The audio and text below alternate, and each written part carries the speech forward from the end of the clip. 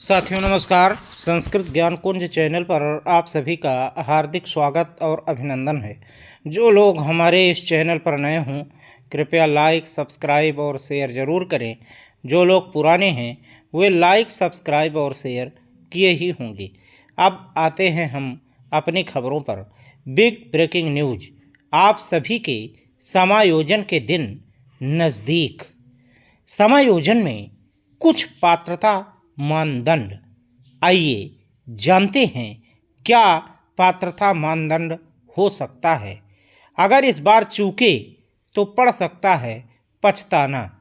अब आइए इसी बात पर हम चर्चा पर चर्चा करते हैं। आप सभी के समायोजन के दिन प्रतिदिन एक एक दिन कम होता जा रहा है, बहुत ही जल्दी, और ये सारी प्रक्रिया स्टार्ट होने ही वाली है। एक बात और हम आपको बताना चाहेंगे कि जैसे ही आप सभी के यानी जो शिक्षा मित्र बंधु हैं उन सभी के स्थानांतरण की प्रक्रिया कंप्लीट होती है, जस्ट उसी के बाद समायोजन की प्रक्रिया तीव्र कर दी जाएगी। जैसे प्रेरक बंधु थे उन लोगों की योजना को बंद कर दिया गया और सभी प्रेरक बंधु वो आज घर पर बैठे हैं, ठीक ऐसे ही शिक्षा मित्र योजना बंद करने की कवायद भी तीव्र हो चुकी है।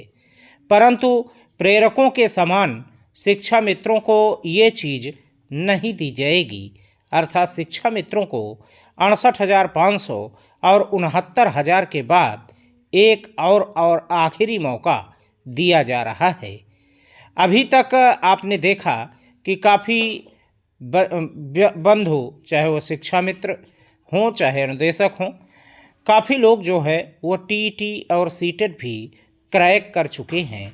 और जब से 2017 से आज तक कम से कम 20 बार सीटेट हो चुका है और 10 बार टीईटी हो चुका है।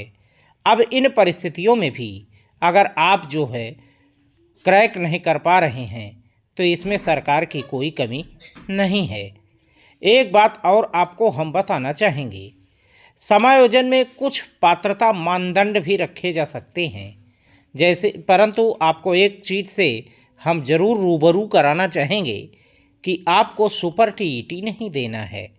अब पात्रता मानदंड में आपका डेमो भी हो सकता है, आपका इंटरव्यू डेमो दोनों हो सकता है, आपका सिर्फ इंटरव्यू हो सकता है, आपका इंटरव्यू डेमो भी हो सकता है। एक छोटी मोटी लिखित परीक्षा भी कराई जा सकती है। छोटी मोटी परीक्षा वो भी सिर्फ और सिर्फ शिक्षा मित्रों के लिए ही होगी। उसमें जो भी लोग टीईटी होंगे वो लोग और जो लोग सीटेट वगैरह होंगे वो लोग भी, सारे के सारे लोग जो है उसमें आवेदन करके और इत्मीनान के साथ उसमें प्रतिभाग करेंगे।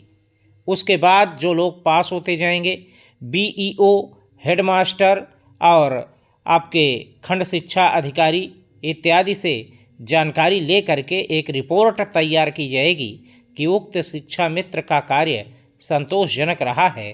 उसके बाद आपकी समायोजन की प्रक्रिया तीव्रता को पकड़ लेगी।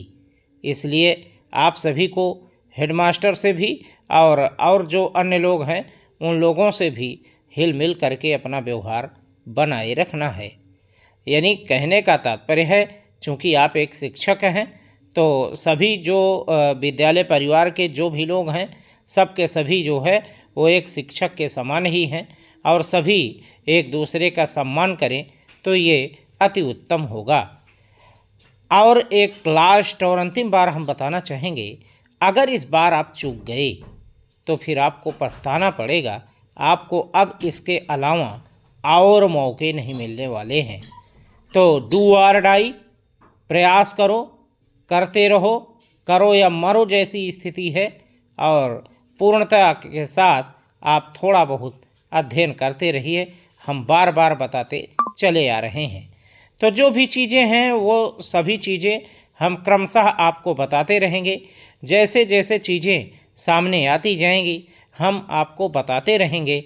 जब भी आवेदन, ऑनलाइन आवेदन का शुभारंभ होगा तो सबसे पहले सबसे फास्ट हम बताने का कार्य करेंगे।